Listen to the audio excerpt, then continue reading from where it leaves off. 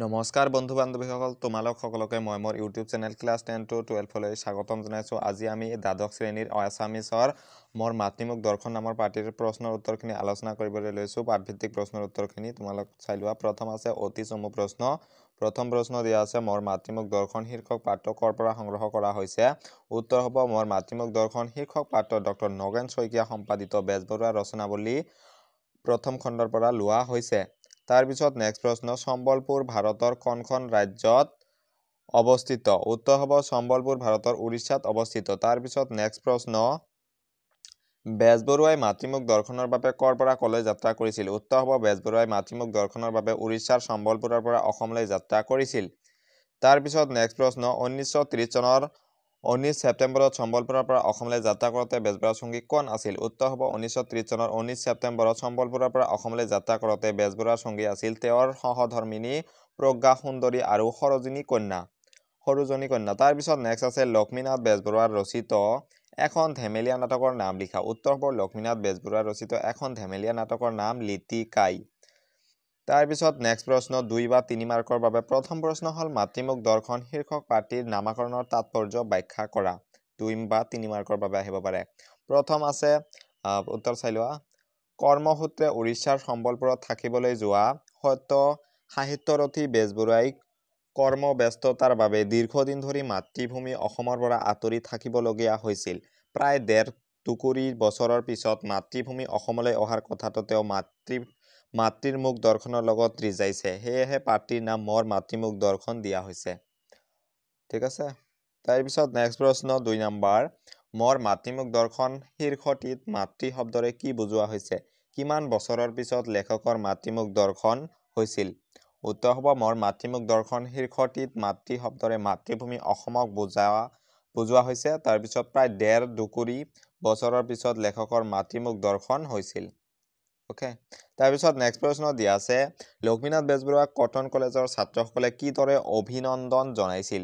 উত্তৰ হ'ব গুৱাহাটীত অহাৰ পিছত কটন কলেজৰ ছাত্ৰসকলে গধূলি সভা পাতি বেজবৰুৱাক নিমন্ত্ৰণ কৰিছিল আৰু সভাত তেওঁলোকৰ একোজনে শুৱলাকৈ ইংৰাজী আৰু অসমীয়াত ভাষণ দিছিল।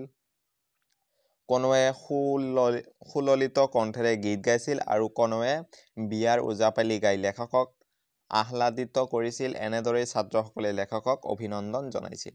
তাৰপিছত নেক্সট প্ৰশ্ন, মোৰ মাতৃমুখ দৰ্শনৰ লেখকে উল্লেখ কৰা মাজীও আৰু জ্ঞান কোন আছিল। উত্তৰ হ'ব মোৰ মাতৃমুখ দৰ্শনৰ লেখকে উল্লেখ কৰা মাজীও আছিল কবি আৰু বিখ্যাত চাহ খেতিয়ক সদাগৰ চন্দ্ৰকুমাৰ আগৰৱালা আৰু জ্ঞান আছিল আৰ্ল ল কলেজৰ principal J Barua barrister at লৰ। তাৰপিছত নেক্সট প্ৰশ্ন, লক্ষ্মীনাথ বেজবৰুৱাৰ গুৱাহাটীক ভাল লগাৰ 3টা কাৰণ উল্লেখ কৰা। উত্তৰ কি হ'ব লক্ষ্মীনাথ বেজবৰুৱাৰ গুৱাহাটীক ভাল লগাৰ 3টা কাৰণ হ'ল, প্ৰথম কাৰণ কি প্ৰাকৃতিক সৌন্দৰ্য, ব্ৰহ্মপুত্ৰৰ মাজৰ উমানন্দ, কামাখ্যা অশ্বক্ৰান্ত আদি অতুলনীয় প্ৰাকৃতিক সৌন্দৰ্যৰে গুৱাহাটী ভৰপূৰ। এইসমূহে লেখকক আনন্দ দিছিল। তাৰপিছত নেক্সট কাৰণ আছিল ঐতিহাসিক উৎকৰ্ষ। গুৱাহাটী বিভিন্ন ঐতিহাসিক স্থানেৰে ভৰপূৰ। এইবোৰে তীৰ্থযাত্ৰীৰ তীৰ্থ স্পৃহা পলুৱাব পাৰে। এই ঐতিহাসিক স্থানসমূহৰ বাবে গুৱাহাটীক লেখকে বৰ ভাল পায়। তাৰপিছত নেক্সট প্ৰশ্ন, প্ৰাচীন জ্ঞান গৌৰৱৰ গৰিমা। গুৱাহাটীত থকা বহু প্ৰাচীন স্থানে প্ৰত্নতাত্ত্বিক প্ৰাচীন জ্ঞানৰ দুৱাৰ মুকলি কৰি মনত বিস্ময় জগাই দিব পাৰে। এইবোৰৰ বাবেও গুৱাহাটী লেখকৰ বৰ আদৰৰ আছিল। তাৰপিছত নেক্সট দীঘলীয়া প্ৰশ্ন 4 বা 5 মাৰ্কৰ বাবে। প্ৰথম প্ৰশ্ন, মোৰ মাতৃমুখ দৰ্শন পাঠটিৰ আধাৰত লক্ষ্মীনাথ বেজবৰুৱাই সম্বলপুৰৰ পৰা গুৱাহাটীলৈ কৰা ৰেল যাত্ৰাৰ চমু বিৱৰণ আগবঢ়োৱা। উত্তৰ হ'ব কৰ্মসূত্ৰে উৰিষ্যাৰ সম্বলপুৰত থাকিবলৈ লোৱা সাহিত্যৰথী বেজবৰুৱাই কৰ্মব্যস্ততাৰ বাবে দীৰ্ঘদিন ধৰি মাতৃভূমি অসমলৈ আহিব পৰা নাছিল। অৱশেষত 1930 চনৰ 19 ছেপ্টেম্বৰত সম্বলপুৰৰ পৰা অসমলৈ বুলি যাত্ৰা আৰম্ভ কৰে। সঙ্গী আছিল সহধৰ্মিনী প্ৰজ্ঞা সুন্দৰী আৰু সৰোজী। তাৰপিছত বেংগল নাগপুৰ ৰেলেৰে সম্বলপুৰৰ পৰা 2 ঘণ্টা যাত্ৰা কৰি তেওঁ ঝাৰচগৰা জংচনত নামে আৰু তাৰ পৰা কলিকতা অভিমুখী ৰেলত উঠে। তেওঁলোকে লগত খোৱা বস্তু নিয়া নাছিল, যাৰ বাবে তেওঁৰ পৰিয়ালটো ভগে লঘনে যাব লগা হ'ল। 29 ছেপ্টেম্বৰৰ ৰাতি 8 মান বজাত তেওঁ কলিকতাত নামি এঠাইত এমুঠি খাই নিশাটোৰ বাবে জিৰণি ল'লে। কলিকতাৰ পৰা অসম অভিমুখী যাত্ৰাত আকৌ গাড়ীখনত অত্যাধিক যাত্ৰী উঠিও লেখকৰ পৰিয়ালক যথেষ্ট আহুকালত পেলালে। তাৰপিছত নেক্সট 21 ছেপ্টেম্বৰত লেখকৰ পৰিয়ালে শিয়ালদাহ ষ্টেচন এৰি 22 ছেপ্টেম্বৰত গুৱাহাটীত উপস্থিত হয়হি। তাৰপিছত নেক্সট প্ৰশ্ন দিয়া আছে মোৰ মাটিমুখ দৰ্শন পাত্ৰিত লেখকে উল্লেখ কৰা মহাদেৱৰ কৃষি কৰ্মৰ কাহিনীটো তোমাৰ নিজৰ ভাষাত লিখা। উত্তৰ হ'ব মহাদেৱ কাম বন নকৰি ভাং ধতুৰা খাই ঘৰতে বহি থকা দেখি এদিন পাৰ্বতীয়ে ককৰ্থনা কৰিলে। ঘৰতে বৃক্ষভট আছে, ঘাঁহ পানী খাই নদকাটো হৈছে, তাৰেই হাল বাই খেতি বাতি কৰি ধান এগালমান আৰ্জিব পাৰে বুলি ধিক্কাৰ দিলে। পাৰ্বতীৰ কথা শুনি মহাদেৱৰ বৰ বেজাৰ লাগিল। লগে লগে খেতি কৰিবলৈ যাবলৈ দৃঢ় সংকল্প ললে আৰু বৃষভৰ ওপৰত উঠি পথাৰলৈ গল। কৃষি কৰ্ম আৰম্ভ হল। কিছুদিনৰ ভিতৰতে খেতি কৰি গোটেইখন উভয় নদী কৰি পেলালে। খোৱা কুচিল ঘৰলৈ আহিবলৈ এৰিলে। ইফালে হিত বিপৰীতে হোৱাত পাৰ্বতী সমস্যাত পৰিল। গিৰিয়েকক ঘৰলৈ মাতি আনিবলৈ নন্দী ভৃঙ্গীকে আদি কৰি জোৰে জোৰে মানুহ পঠিয়াবলৈ ধৰিলে। পিছে কামত নাহিল। এইবাৰ নাৰদক ৰিপুৱা ধৰিলে। নাৰদে মহাদেৱক ঘৰলৈ আহিবলৈ খাটনি ধৰিলে। কাৰো কথা নুশুনা মহাদেৱে নাৰদৰ খাটনিকো কাণ নকৰিলে। আনক ভাবি পাৰ্বতীয়ে এইবাৰ অসংখ্য মহ-ডাঁহ চেপেৰা সৃষ্টি কৰি মহাদেৱক আমনি কৰিবলৈ পঠাই দিলে। একো কামত নাহিল। অৱশেষত হাহা আৰু হুহু নামৰ দুটা মানসপুত্ৰ সৃষ্টি কৰি পঠিয়াই দিয়াত মহাদেৱৰ সমস্ত খেতি পুৰি ধ্বংস কৰিলে। তাৰপিছত নেক্সট প্ৰশ্ন হাহা হুহু কোন আছিল, তেওঁলোকে কি কাৰণে সৃষ্টি কৰিছিল লিখা। উত্তৰ হ'ব হাহা হুহু পাৰ্বতীৰ মানস পুত্ৰ আছিল। মহাদেৱে কাম বন নকৰি ভাং ধতুৰা খাই ঘৰতে বহি থকা দেখি এদিন পাৰ্বতীয়ে ককৰ্থনা কৰিলে। ঘৰতে বৃষভট আছে, ঘাঁহ পানী খাই নদকাটো হৈছে, তাৰে হাল বাই খেতি বাতি কৰি ধান এগালমান আৰ্জিব পাৰে বুলি ধিক্কাৰ দিলে। পাৰ্বতীৰ কথা শুনি মহাদেৱৰ বৰ বেজাৰ লাগিল। লগে লগেই খেতি কৰিবলৈ যাবলৈ দৃঢ় সংকল্প ললে আৰু বৃষভৰ ওপৰত উঠি পথাৰলৈ গল। চেম টু চেম এইখিনি চাই লোৱা। তাৰপিছত নেক্সট প্ৰশ্ন আছে ডিব্ৰুগড়ত গোটাচেৰে কথাই মোক বৰ সন্তোষ দিছিল।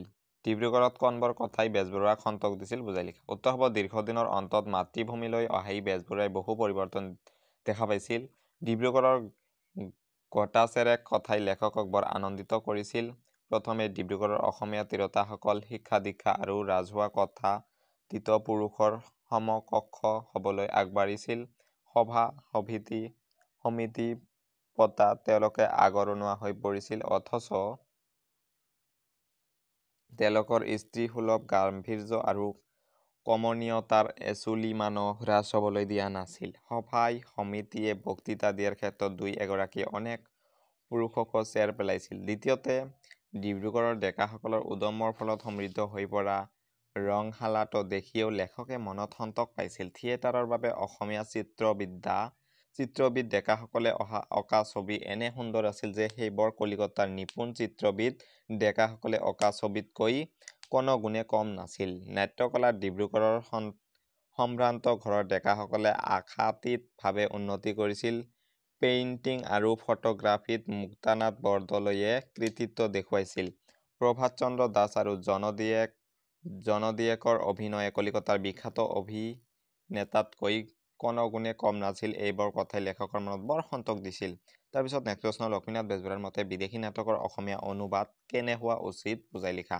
উত্তৰ হ'ব নাট মঞ্চায়নৰ ক্ষেত্ৰত মৌলিক নাটৰ অভিনয় সৰহ কৰিবলৈ পৰামৰ্শ দি বেজবৰুৱাই কৈছিল যে বিদেশী নাটক মঞ্চায়ন কৰাত তেওঁ বৰ সন্তোষ পালেও ঘৰ বিৰোধী নহয়। অৱশ্যে তেনে নাটকবোৰৰ অনুবাদ প্ৰকৃত অসমীয়া অনুবাদ হ'ব লাগে বুলি উল্লেখ কৰিছে। ভাল বিদেশী নাটকৰ উৎকৃষ্ট ভাৱ সম্পদেৰে অসমীয়া সাহিত্যৰ সৌন্দৰ্য বঢ়োৱাটো অতি শোভন কথা বুলি তেওঁ উল্লেখ কৰিছে। কিন্তু সেয়া কৰিবলৈ যাওঁতে বাৰী বঙলোৱা অনুবাদ নকৰি আচল অসমীয়া অনুবাদ হোৱা উচিত বুলিও তেওঁ পৰামৰ্শ দিছে।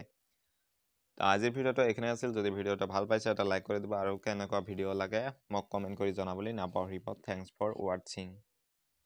আৰু নেক্সট ভিডিঅ' কিহৰ ওপৰত লাগে তোমালোকে কমেণ্ট কৰি জনাবা কোনটো পাঠৰ পৰা কুৱেশ্যন এনচাৰ লাগে কমেণ্ট কৰিবা আৰু আজিৰ ভিডিঅ'টো চোৱাৰ বাবে বহুত বহুত ধন্যবাদ আৰু চাই থাকিবা থেংক ইউ